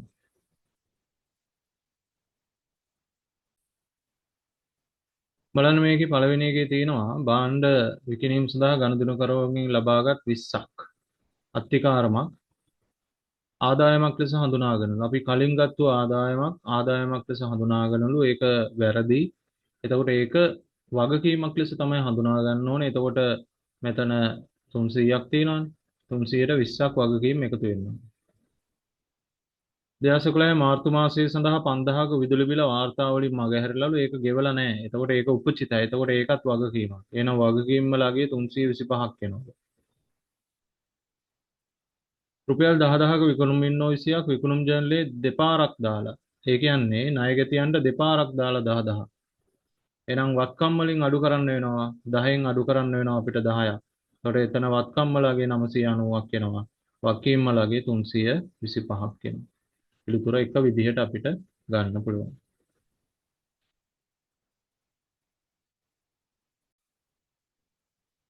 ඊට පස්සේ අපි යනවා නිෂ්පාදන ගිණුම් සම්බන්ධව.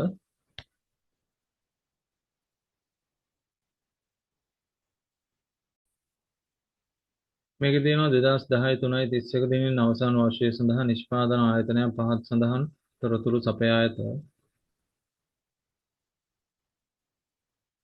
නොනිමි තොග තියෙනවා වසර මුල 710යි වසර අග 1010යි. භාවිත කරන ලද ඍජු ද්‍රව්‍ය ඍජු ශ්‍රමය ඔය විදිහට අපිට දීලා තියෙනවා. අපෙන් අහනවා නිෂ්පාදනය කළ භාණ්ඩවල පිරිවැය කොච්චරද කියලා අහනවා. නිෂ්පාදනය කළ භාණ්ඩවල පිරිවැය. එතකොට අපි නිෂ්පාදන පිරිවැය හදන්නේ මතක තියාගන්න. නිෂ්පාදන පිරිවැය හදන්නේ ඍජු පිරිවැය. නැත්නම් අපිට ගන්න පුළුවන් ප්‍රාථමික පිරිවැය කියන්නේ. හරි? ප්‍රාථමික පිරිවැයට නිෂ්පාදන පොදුකාර්ය පිරිවැය එකතු කරාම අපිට නිෂ්පාදන පිරිවැය ගන්න පුළුවන්. හරි? ඒ වගේම මුල නොනිමි අග නොනිමි ගලපන්නත් ඕනේ. ඒක මම කියන්නම් කොහොමද කරන්නේ. එතකොට ප්‍රාථමික පිරිවැය එන්නේ ඍජු ද්‍රව්‍ය තියෙනවා 3000ක්, ඍජු ශ්‍රමය තියෙනවා, ක්‍රමයේ නිමි ශ්‍රමය තියෙනවා 2000. ඒ වගේම ඍජු වෙනත් කියලා අපිට දීලා නැහැ. හරි? එතකොට 5000ක් එනවා ඒ දෙන්නගේ එකතු. ඊට නිෂ්පාදන පොදුකාර්ය අපිට එනවා 2000ක් කියලා තියෙනවා. එතකොට ඒ දෙන්නගේ අගේ අපිට එනවා 7000. ඒ 7000 ආවට පස්සේ ඒකට මුල නොනිමි ටික එකතු කරලා අග නොනිමි ටික අඩු කරාම එතකොට මුල නොනිමි 7000 එකතු වෙලා අග නොනිමි 10000 අඩු කරන්න ඕනේ. මතක තියාගන්න. හැමතිස්සෙම මුල නොනිමි එකතු වෙනවා අග නොනිමි අඩු කරනවා. එතකොට අපිට ගන්න පුළුවන් 4000ක් එනවා. නිෂ්පාදන පිරිවැය. නිෂ්පාදන පිරිවැය අපිට 4000ක් කියලා ගන්න පුළුවන්. ඊට පස්සේ බලන්න මේකේ දාලා තියෙනවා දෙවෙනි ප්‍රශ්නේ. නිෂ්පාදිතයක පිරිවැය ගණනය කිරීමේ අරමුණු දෙකක් සඳහන් කරන්න කියලා කියනවා. නිෂ්පාදනයක පිරිවැය ගණනය කිරීමේ අරමුණු අපිට ගන්න පුළුවන් නිෂ්පාදන පිරිවැය පාලනය කරන්න. නිෂ්පාදන පිරිවැය පාලනය කරන්න අපිට අවශ්‍ය වෙනවා. ඒ වගේම විකුණුම් මිල තීරණය කරන්න අපිට අවශ්‍ය වෙනවා. නිෂ්පාදන පිරිවැය පාලනය කරන්නයි විකුණුම් මිල තීරණය කරන්නයි අපිට නිෂ්පාදන පිරිවැය ගණනය කරන්න සිද්ධ වෙනවා. ඊට පස්සේ අපිට දෙනවා තව ප්‍රශ්නයක් බලන්න. ගිණුම් කාල පරිච්ඡේදය සඳහා ආයතනයක නිෂ්පාදන පිරිවැය පහත පරිදි ගණනය කරලා තියෙනවලු. නිෂ්පාදන පිරිවැය හදලා තියෙනවලු. නිෂ්පාදන පිරිවැය 1500යි කියලා අවිල්ලා තියෙනවා. අපිට කියනවා ඉහත අතිරේක තොරතුරු ගැලපීමට පසු කාල පරිච්ඡේදයේ නිෂ්පාදන පිරිවැය කොච්චරද කියලා අහනවා. මේ අතිරේක තොරතුරු සම්බන්ධ ගැලපීම් කරන්න වෙනවා. ඉහත පිරිවැය ගණනය කරන විට පහත් සඳහන් අතිරේක තොරතුරු සැලකිල්ලට අරගෙන නැහැ. දැන් බලන්න අපිට උඩ නිෂ්පාදන පිරිවැය තිබ්බා 1500යි කියලා. ඒක අපි ලියාගමු මෙහෙම. තොගය හැසිරවීමේ දුර්වලතා හේතුවෙන් 40000ක අමුද්‍රව්‍ය සම්පූර්ණයෙන්ම හානි වෙලා තියෙනවා. එතකොට හානි වුණ හරි තොගය මේකෙන් අඩු කරන්න සිද්ධ වෙනවා අපිට. ඒක අපේ පිරිවැයක් හැටියට හිතන්න බෑ. ඒක අඩු කරන්න ඕනේ. නිෂ්පාදනයේදී භාවිත කළ යන්ත්‍ර සඳහා 20000ක් වාර්ෂික ෂය මගේ හැරිලාද. එතකොට ඒ වගේ දේවල් එකතු වෙන්න ඕනේ. ඒවා එකතු වෙන්න ඕනේ. ෂය එකතු වෙන්න ඕනේ. නිෂ්පාදනයේට අදාළ 60000ක් විදුලි වියදම් ගිණුම්ගත කරලා නැහැලු. එතකොට ඒකත් එකතු වෙන්න ඕනේ. නිෂ්පාදන පිරිවැයට එකතු වෙන්න ඕනේ. 80000ක් වූ කාර්යාල කුලී අනෙකුත් පරිවර්තන පිරිවැයි ඇතුළත් කරලා තියෙනවා. එතකොට ඒවා අයින් කරලා දාන්න ඕනේ. කාර්යාල කුලී ඇවිල්ලා නිෂ්පාදන ගිණුමට. ඒක කාර්යාලයේ වියදම් වලට තමයි යන්න ඕනේ. නිෂ්පාදන ගිණුමට නෙමෙයි. කාල පරිච්ඡේදයේ අවසානයේ නොනිමි තොග 30000කින් අවතක්සේරු වෙලා තියෙනවා. ඒ කියන්නේ අඩුවෙන් දාලා තියෙන්නේ. 30000ක් අඩුවෙන් දාලා තියෙන්නේ. අග නොනිමි කොහොමවත් අඩු කරන්න ඕනින්ද ඒක 30000ක් අඩු කරන්න ඕනේ. හරි. එතකොට 1500ට ධන ටික එකතු කරාම 1580ක් එනවා. ඍණ ටික ගත්තොත් 40යි 80යි 120යි 150ක් මෙයාගෙන් අඩු වෙනවා. එතකොට අපිට ගන්න පුළුවන් 1000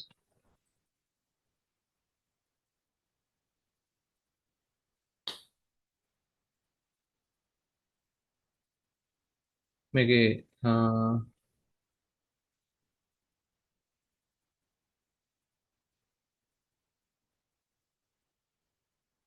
බලන්න මේකේ ගණනය කිරීම සම්බන්ධ මොන හරි ගැටලුවක් තියෙනවද කියලා. මොන හරි ගැළපෙල්ලක් මග හැරුණාද අපිට? බලන්න මේකේ 1430 කියන එක නෑ. එතකොට අපි බැලුවේ නෑ මේක මේ 1500 විතරයි ගත්තේ. බලන්න මේ දාලා තියෙන තොරතුරු හරිද? 1500ට මේ දාලා තියෙන තොරතුරු හරිද?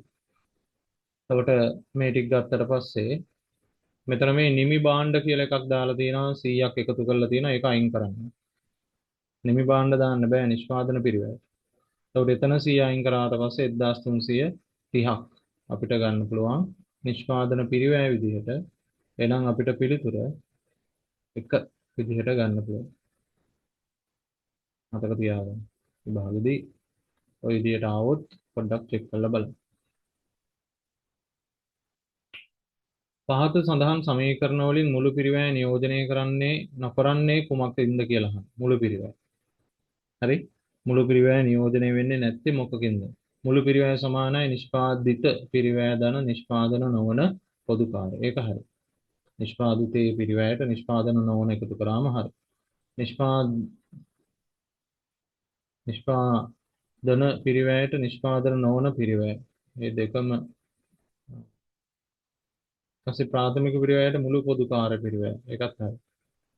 ඍජු පිරිවැය දන වක්‍ර පිරිවැය. නිෂ්පාදන පිරිවැය මුළු පොදු කාර්ය පිරිවැය. නිෂ්පාදන පිරිවැය තුළ තියෙනවා නිෂ්පාදන පොදු කාර්ය පිරිවැය කියලා. ප්‍රාථමික පිරිවැයට මුළු පොදු කාර්ය පිරිවැය එකතු කරන්න පුළුවන්. ඒක හරි. හැබැයි නිෂ්පාදන පිරිවැය තුලේ කොහොමද තියෙනවා හරි නිෂ්පාදන පොදු කාර්ය ටික. දැන් මුළු පොදු කාර්ය කොටස් දෙකයිනේ. නිෂ්පාදන පොදු කාර්යයි නිෂ්පාදන නොවන පොදු කාර්යයි. එතකොට නිෂ්පාදන පිරිවැයට මුළු පොදු කාර්ය පිරිවැය එකතු කළා හරියන්නේ නැහැ. එකතු කරන්න ඕන නිෂ්පාදන නොවන පොදු කාර්ය. එතකොට මුළු පිරිවැය හදාගන්න පුළුවන්. එහෙනම් මේක වැරදි. උත්තරේ පහ. ඊට පස්සේ බලන්න භාණ්ඩයක නිෂ්පාදන පිරිවැය සමාන වන්නේ මොකටද කියලා අපෙන් අහනවා. නිෂ්පාදන පිරිවැය සමාන වන්නේ ප්‍රාථමික පිරිවැයයි නිෂ්පාදන පොදු කාර්ය පිරිවැය එකතු කරාම එහෙනම් පිළිතුර අපිට තුන විදිහට ගන්න පුළුවන්. ඊට 8-9 ප්‍රශ්න වලට පිළිතුරු සපයන්න කියලා කියනවා. අපි බලමු 8 වෙනි ප්‍රශ්නේ මොකක්ද කියන්නේ කියලා. පෙබරවාරි මාසය සඳහා ප්‍රාථමික පිරිවැය හා නිෂ්පාදන පිරිවැය කොච්චරද කියලා අහනවා. ප්‍රාථමික පිරිවැයයි නිෂ්පාදන පිරිවැය. ප්‍රාථමික පිරිවැයට එන්නේ අමුද්‍රව්‍ය ගැනුම් ටික එනවා, ඍජු ශ්‍රමය, ඍජු වියදම් ටික එනවා. හරි. ඒ ටික අපිට එකතු කරගත්තොත් එහෙනම් මේ ටිකේ එකතුව ලක්ෂ 5ක් එනවා. ගැනුම් තමයි තියෙන්නේ. එතකොට අමුද්‍රව්‍ය මුල්ල තොගයයි අග තොගයයි අතර වෙනස තමයි ගන්න. හරි. එතකොට මුල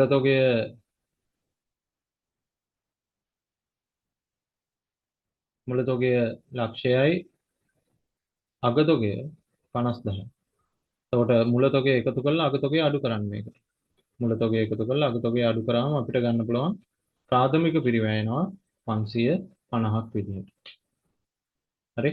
දැන් මෙතන කෙලින්ම ඍජු අමුද්‍රව්‍ය කියලා දීලා තිබ්බනම් මුල තොගය අග තොගය ගලපන්න ඕනේ නැහැ. මෙතන ගැනුම්නේ දීලා තිබ්බේ.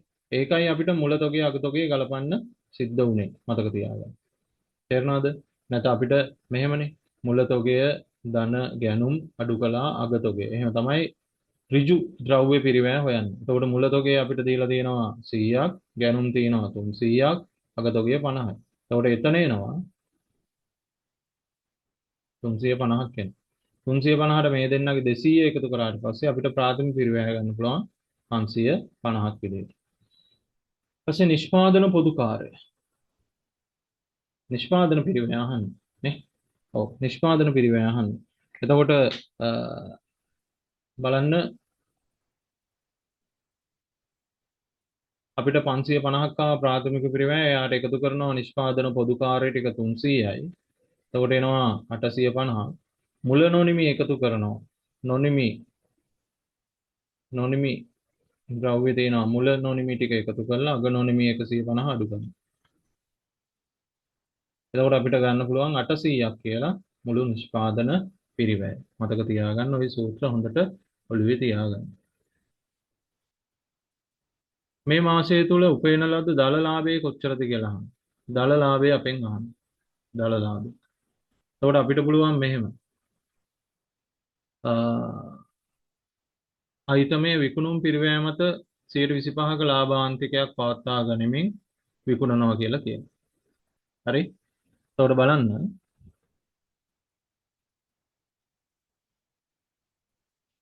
අපිට නිෂ්පාදන පිරිවැයාව 800ක්.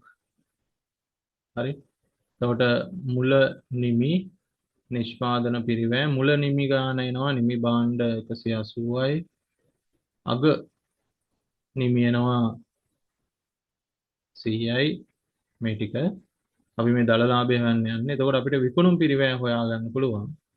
මෙතන ගැලපුවාට පස්සේ විකුණුම් පිරිවැය හොයාගන්න පුළුවන්. මෙතන ගැලපුවාට පස්සේ 980යි 100ක් අඩු වුණාට පස්සේ 880ක් එනවා. 880ක් එනවා විකුණුම් පිරිවැය.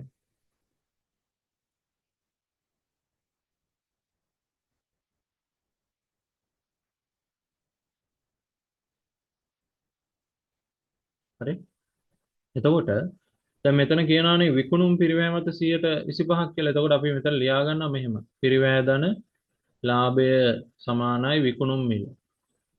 පිරිවැයට දැම්මොත් 100 ලාභය 25යි කියලා හිතුවොත් විකුණුම් මිල එනවා 150 125 125ක් වෙනවා. එතකොට පිරිවැයනේ අපිට දැන් ඇවිල්ලා තියෙන්නේ 880. ඒක 100ෙන් බෙදලා 25න් වැඩි කරා නම් අපිට ලාභය හොයාගන්න පුළුවන්. හරි? ඒ කියන්නේ පිරිවැයට විකුණුම් පිරිවැයට 125කින්ද අපි උපකල්පනය කරනවා පිරිවැය 100 නම් ලාභය 25යි. එතකොට විකුණුම් මිල 125යි. එතන විකුණුම් මිල හොයන්න කිව්වනම් මේක වැඩි කරන්නේ 125යි. ලාභය හොයන්න කියපින්ද අපි වැඩි කරන්නේ 25යි. එතකොට 100ෙන් බෙදලා 25න් වැඩි කරා නම් අපිට හොයාගන්න පුළුවන් 550ක් වෙනවා ව්‍යාපාරේ ලාභය. හරි. ඊට පස්සේ අපි යමු සංකල්ප සම්බන්ධව MCQ වලට. සංකල්ප වැදගත් ගොඩාක් විභාගදී අහන තැනක් සංකල්ප කියන්නේ. ඒකින්ද හොඳට බලන්න සංකල්ප ටික. මේ සංකල්ප ටික හොඳට බලාගෙන යන්න. මේ සංකල්ප විභාගදී අහනවා. ඒකින්ද සංකල්ප ටික ඉක්මනට මතක තියාගන්න බලන්න. හරි. බලන්න මේකේ තියෙනවා පහත් සඳහන් ප්‍රකාශ වලින් කුමන ප්‍රකාශය නැත්නම් ප්‍රකාශයේ උපචිත ගිණුම් කරණය සම්බන්ධයෙන් නිවැරදි වේද කියලා අහනවා. උපචිත ගිණුම් කරණය කියන්නේ මුදල් පදනම නෙමෙයි. සල්ලි හම්බුණත් නැතත් ආදායම් හඳුනා ගන්නවා, සල්ලි ගෙවුවත් නැතත් වියදම් හඳුනා ගන්නවා. ඒක තමයි උපචිත ගිණුම් කරණය කියලා කියන්නේ. මේකේ කියනවා ඵල A වියදම් සඳහා වන මුදල් ගලා යාම වලට වඩා ආදායම් මගින් ඇතිවන මුදල් ගලා යාම වල අතිරික්තය සුද්ධ ලාභය කියලා කියනවා. හරි. එතකොට අපෙන් අහන්නේ උපචිත ගිණුම් කරණයට අදාළවනේ. ඒක නෑ. කාලච්ඡේදය සඳහා ආදායම් හඳුනා ගන්න ලබන්නේ එය උපයන විටද. ඒක හරි. කාර්ය සාධනයේ මැනීම සඳහා මුදල් පදනමට වඩා උපචිත පදනම යෝග්‍ය වේ. එහෙනම් පිළිතුර අපිට පහ විදිහට ගන්න පුළුවන්. ඊට පස්සේ දෙවෙනි ප්‍රශ්නේ බලන්න. ව්‍යාපාර ආයතනයක අයිතිකරු ඔහුගේ නිවස අලුත්වැඩියා කිරීම සඳහා ලබාගත් බැංකු ණය ව්‍යාපාරයේ වගකීම් යටතේ ඇතුළත් කිරීමෙන් කඩවන ගිණුම් කරන සංකල්පය මොකක්ද කියලා.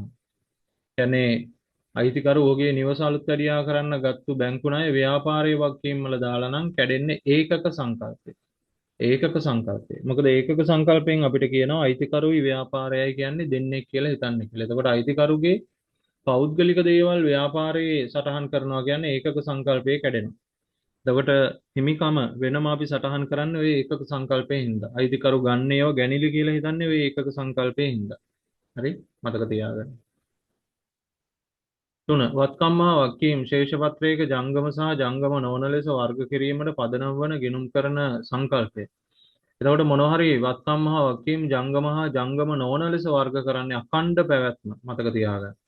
අඛණ්ඩ පැවැත්ම කියන සංකල්පයෙන් හින්දා තමයි ඒවා ජංගම නොවන ලෙස වර්ග කරන්නේ. ඊට පස්සේ වැදගත් කොටසක් එනවා. මේක හැමදාම A level paper එකේ අහන ප්‍රශ්නයක්. ඒකින්ද මේක පාඩම් කරගෙන යන්න. මෙන්න මේ උඩින් සමාගමේ නම ලියන්නේ හරි මූල්‍ය ප්‍රකාශන වල සමාගමේ නම උඩින් ලියන්නේ ඒකක සංකල්පය නිසා. ඒකක සංකල්පය. අයිතිකරුවන්ගේ වෙන් වුණ ස්වාධීන පැවැත්මක් තියෙනවා ව්‍යාපාරයට. ඒකින්ද ඒකක සංකල්පයෙන්ද තමයි ව්‍යාපාරයේ නම උඩින් ලියන්නේ. ඊට පස්සේ මෙතන තියෙනවා දිනෙන් අවසන් වර්ෂය සඳහා කියලා තියෙනවා. ඒක ඉන්නේ කාලච්ඡේද සංකල්පයෙන් හින්දා තමයි එහෙම ලියලා තියෙන්නේ. කාලච්ඡේද සංකල්පයෙන් හින්දා තමයි එහෙම ලියලා තියෙන්නේ. එතකොට මේකේ විකුණුම් 10යි කියලා හඳුනගෙන තියෙනවා. ඒක අපිට ගන්න පුළුවන් මූල්‍ය මිනුම් සංකල්පය. සල්ලි වලින් හඳුනගෙන තියෙනවා කියලා හිතලා ගන්න පුළුවන් මූල්‍ය මිනුම් සංකල්පය නැත්නම් උපලබ්ධි සංකල්පය. විකුණුම් නිසා උපලබ්ධි සංකල්පය. එතකොට උපචිත සංකල්පය, ආරක්ෂණ සංකල්පය ඒව ගන්නත් පුළුවන් උතනට. ඊපස්සේ වියදම් අඩු කරලා තියෙනවා. මේ ආදායම් වලින් වියදම් අඩු කරලා තියෙන්නේ ගැළපුම් සංකල්පය නිසා. මතක තියාගන්න. ගැළපුම් සංකල්පය නිසා. හරිද? ඊට පස්සේ මූල්‍ය ප්‍රකාශන සකස් කිරීම සහ ඉදිරිපත් කිරීමේ ආකෘති රාමුව වන මූල්‍ය ප්‍රකාශන වල පදනම් වන උපකල්පන දෙක. මෙයා විභාගෙදී අහනවා. ඔය උපකල්පන දෙක හොඳට මතක තියාගන්න. හරි? උපකල්පන දෙක තමයි උපචිත සහ අඛණ්ඩ පැවැත්ම. කියන්නේ සංකල්පනාත්මක රාමුවට අනුව මේ පදනම් දෙක උපචිත එකයි අඛණ්ඩ පැවැත්මයි. ඒවා විභාගෙදී හැමදාම වගේ අහනවා පාඩම් කරලා තියාගන්න. විකුණු භාණ්ඩවල පිරිවැය වියදමක් ලෙස වර්ෂයේ අග තොග වත්කමක් ලෙස හඳුනා ගැනීම වඩාත් හොඳින් විස්තර කරන්නේ පහත දැක්වෙන කුමන ගිණුම් කරන සමීකරණය. භාණ්ඩවල පිරිවැය වියදමක් ලෙසද වර්ෂයේ අගතොගේ වත්කමක් ලෙසද හඳුනා ගන්න හේතු වෙන්නේ මොකක්ද කියලා අපෙන් අහන්න. විකුණු භාණ්ඩවල පිරිවැය වියදමක් ලෙස හඳුනාගන්නේ ගැළපුම් සංකල්පයෙන් හින්දා. ඒ වගේම තොගේ වත්කමක් ලෙස හඳුනාගන්නේ හරි ගැළපුම් සංකල්පය නිසා.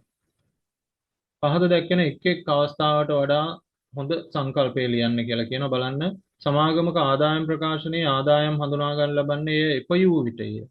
හරි ඉපයූ විට ඒක හඳුනා ගන්නවා නම් හරි ඒක අපි කියන උපලබ්ධි සංකල්පය. උපලබ්ධි සංකල්පය. උපලබ්ධි සංකල්පය. මූල්‍ය ප්‍රකාශන පිළියෙල කිරීමේදී සමාගමක ජීව කාලයේ මාස 12ක් බැගින් වූ කාලච්ඡේද වලට බෙදන්නේ කාලච්ඡේද සංකල්පය නිසා. කාලච්ඡේද සංකල්පය නිසා. සමාගමක මූල්‍ය ප්‍රකාශන පිළියෙල කිරීමේදී උද්ධමනය සඳහා ගැළපීම් කරන්නේ ඓතිහාසික පිරිවැය සංකල්පය. මතක තියාගන්න. ඓතිහාසික පිරිවැය සංකල්පය. වගකීම් සහතික සම්බන්ධයේ මතුවිය හැකි ගෙවීම් සඳහා ප්‍රතිපාදනයක් සමාගම මූල්‍ය ප්‍රකාශනවල කරලා තියෙන්නේ. හරි අපි කියනවා ආරක්ෂණ සංකල්පය. ප්‍රතිපාදන කරන්නේ ආරක්ෂණ සංකල්පය නිසා. ඒවා පාඩම් කරලා තියාගන්න විභාගදී ආවොත් ලියන්න පුළුවන් ඕගොල්ලන්ට. ඊපස්සේ බලන්න ගිණුම් කරන සමීකරණයේ මූලිකාංගයක් ලෙස හිමිකම වෙනම හඳුනාගන්නේ මං කිව්වා මොන සංකල්පයෙන්ද? ඒකක සංකල්පය නිසා. ආයතනයක මූල්‍ය ප්‍රකාශන වල අගකීම් සහිත මත ප්‍රතිපාදනයන් කිරීමට අදාළ වන්නේ පහත් සඳහන් කුමන ගිණුම් කරන සංකල්පයේද කියලා අහන්න. හරි ප්‍රතිපාදනයන් කරන්න බලපාන්නේ කුමන ගිණුම් කරන සංකල්පයේද කියලා අපෙන් අහනවා. හරි උපචිත එක හරි ගැළපුම් එක හරි ආරක්ෂණ එක හරි මේ තුනම අපිට ගන්න පුළුවන් ප්‍රතිපාදනයන් සඳහා. වඩාත්ම හොඳ ආරක්ෂණ එක. හැබැයි අර තුනම යොදා ගන්න පුළුවන්. ආයතනයක් විසින් වත්කම් සම්බන්ධයෙන් ගිණුම් තැබීමේදී ඓතිහාසික පිරිවැය සංකල්පයෙන් බැහැරව ක්‍රියා කරන අවස්ථා දෙකක්. ඓතිහාසික පිරිවැය සංකල්පය අනුගමනය කරන්නේ නැතුව කටයුතු කරන අවස්ථා දෙකක් තමයි. එකක් තමයි වත්කම් ප්‍රත්‍යාගණනය කරනකොට වත්කම් ප්‍රත්‍යාගණනය කිරීම. අනිත් එක තොගේ ශුද්ධ උපලබ්ධිය අගයට ලියා හරින විට. එකක් වත්කම් ප්‍රත්‍යාගණනය කරන විට අනිත් එක තොගේ ශුද්ධ උපලබ්ධිය අගයට ලියා හරින විට. කොට ඓතිහාසික පිරිවැය සංකල්පය අපි අඩ කරනවා.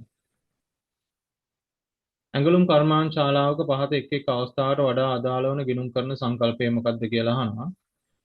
රෙදි තොග ජංගම වත්කමක් ලෙසත් මහන මැෂින් ජංගම නොවන වත්කමක් ලෙසත් හඳුනා ගන්න හේතු වෙන්නේ මොකක්ද කියලා අහනවා. ඒකට හේතුව ජංගම හා ජංගම නොවන ලෙස බෙදන්නේ හරි අඛණ්ඩ පැවැත්ම හින්දා. අඛණ්ඩ පැවැත්ම හොඳට මතක තියාගන්න. ඒ කියන්නේ ව්‍යාපාරයේ අවිනිශ්චිත වූ අනාගත කාලයක් පවතිනවා කියන එක තමයි උතනින් කියන්නේ. වර්ෂය තුලදී ගෙවූ කර්මාන්තශාලා කුලියෙන් කොටසක් ඉදිරියට කළ ගෙවීමක් ලෙස හඳුනාගෙන තියෙනවා. එහෙම කරන්නේ උපචිත සංකල්පය නිසා නැත්නම් ගැළපුම් සංකල්පය කියලාත් ගන්න පුළුවන්. උපචිත සංකල්පය ගැළපුම් සංකල්පය. වර්ෂයේ අවසානයේදී රෙදි තොගේ පිරිවැය ශුද්ධ උපලබ්ධිය අගය යන දෙකෙන් අඩු වටිනාකමට අගය කරලා තියෙනවා. එහෙම අපි කරන්නේ ආරක්ෂණ සංකල්පයෙන් හින්දා. ශුද්ධ උපලබ්ධිය අගයට තොගේ ලියා හරින්නේ ආරක්ෂණ සංකල්පයෙන් හින්දා. ඇඟලුම් විකුණන අවස්ථාවේදීම වියදමක් ලෙස හඳුනාගන්නේ අපි කලිනුත් කතා කරා උපලබ්ධි සංකල්පය නිසා. උපලබ්ධි සංකල්පය නිසා. ඊට පස්සේ අපි එනවා මූල්‍ය ප්‍රකාශන වල ණයගතියන් සහ ණය හිමියන් හඳුනා ගැනීම සඳහා පහත කුමන ගිණුම් කරන සංකල්පය වැදගත් වෙනවද කහන. ණයගතියන් ණය හිමියන් හඳුනාගන්නේ මොන සංකල්පය නිසාද? උපචිත සංකල්පය නිසා තමයි ණය හිමියන් ණයගතියන් හඳුනා ගැනීම සිදු කරන්නේ. වත්කම් හා වගකීම් ජංගම හා ජංගම නොවන ලෙස වර්ගීකරණය කිරීමට පදනම් වන්නේ පහත කුමන ගිණුම් කරන සංකල්පයද කියලා අහනවා. අඛණ්ඩ පැවැත්ම. අපි කතා කරා ඒක. අඛණ්ඩ පැවැත්ම නිසා. නිෂ්පාදන සමාගමක පහත් සඳහන් එක් එක් අවස්ථාවට වඩාත් අදාළ වන ගිණුම් කරන සංකල්පය මොකක්ද අහනවා. අවසර අග අමුද්‍රව්‍ය තොගේ පිරිවැය. එහි ශුද්ධ උපලබ්ධි අගය යන අගයන් දෙකෙන් අඩු අගයට ගන්න අපි කලිනුත් කතා කරා මොකද්ද? ආරක්ෂණ සංකල්පය. ආරක්ෂණ සංකල්පය. නැත්නම් අපිට ඒක කියන්න පුළුවන් විචක්ෂණ සංකල්පය කියලා කියන්න පුළුවන්. සෑම ගිණුම් කාල පරිච්ඡේදයක් සඳහාම නිෂ්පාදන ගිණුමක් පිළියෙල කරන්නේ කාලච්ඡේද සංකල්පය නිසා. කාලච්ඡේද සංකල්පයෙන් හින්දා. හැම කාලච්ඡේදයකටම හදනවා. භාණ්ඩ වාර දීමට පෙර ගනුදෙනුකරුවෙකුගෙන් ලද අත්තිකාරමක් වගකීමක් ලෙස හඳුනාගන්නේ උපචිත්ත සංකල්පය. උපචිත්ත සංකල්පය නැත්නම් උපලබ්ධි සංකල්පය. යන්ත්‍රයක් මත වෙන් කරන ලද ෂය නිෂ්පාදන පොදුකාර පිරිවැයක් ලෙස නිෂ්පාදන ගිණුමේ හඳුනාගන්නේ ගැළපුම් සංකල්පය. වියදම් හඳුනාගන්නේ මොන සංකල්පයෙන්ද? ගැළපුම් සංකල්පය නිසා. හරි. මේ ටික හොඳට බලාගෙන යන්න සංකල්ප වලට අදාළව. එතකොට ඔයාට අනිවාර්යෙන් විභාගෙදී MCQ වලට හොඳ ලකුණු ප්‍රමාණයක් ලබා ගන්න හැකියාව තියෙනවා.